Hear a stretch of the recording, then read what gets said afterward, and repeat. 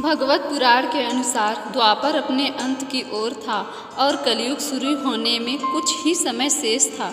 इस समय दैत्यों का प्रकोप दिन ब दिन बढ़ता जा रहा था। उस दौरान अत्याचारी राजा कंस मथुरा नगरी पर शासन करता था। कंस ने अपने पिता राजा उग्रसेन को कारागार में बंदी बनाकर सिंहासन को हड़प लिया था, लेकिन वह अपनी बहन देवकी से बहुत प्रेम करता था और उसने अपनी बहन का विवाह अपने मित्र वसुदेव से करा दिया। जब वसुदेव देवकी के साथ अपने राज्य जा रहे थे, तभी आकाशवाणी हुई कि कंस, तेरी बहन के गर्भ से पैदा होने वाली 8वीं संतान तेरी मृत्यु का कारण बनेगी।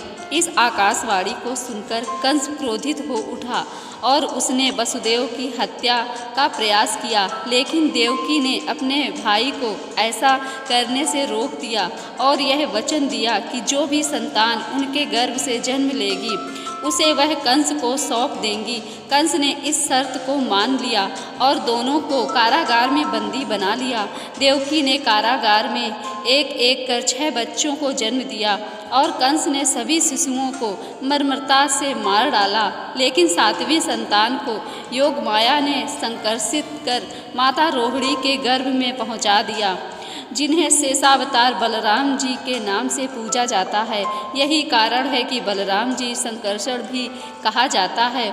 आकाशवाणी के अनुसार देवकी माता ने अपने 8वें संतान के रूप में भगवान विष्णु के 8वें अवतार भगवान श्री कृष्ण को जन्म दिया।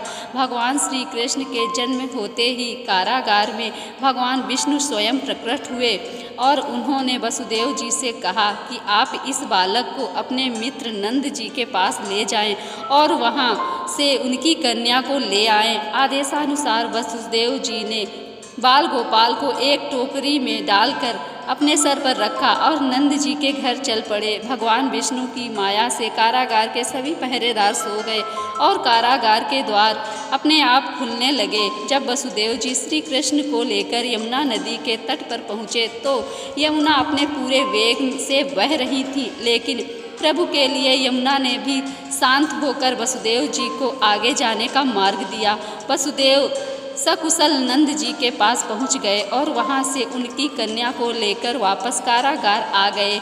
जब कंस को 8वें संतान के जन्म की सूचना प्राप्त हुई तो वह अतिशीघ्र कारागार पहुंच गया और देवकी से कन्या को छीनकर उसकी हत्या का प्रयास किया, लेकिन तभी उसने कंस के हाथ से निकलकर कहा कि मूर्ख कंस, तुझे मारने वाला जन्म ले चुका है और वह वृंदावन पहुंच गया है। अब तुझे तेरे पापों का दंड जल्द से जल्द मिलेगा। वह कन्या योग माया थी जो कन्या के रूप में आई थी। यह थी कृष्ण जन्म की छोटी सी कथा। अगर अच्छी लगी हो तो इसे लाइक कीजिए, शेयर कीजिए और मेरे चैनल को सब्सक्राइब कीजिए। धन्यवाद।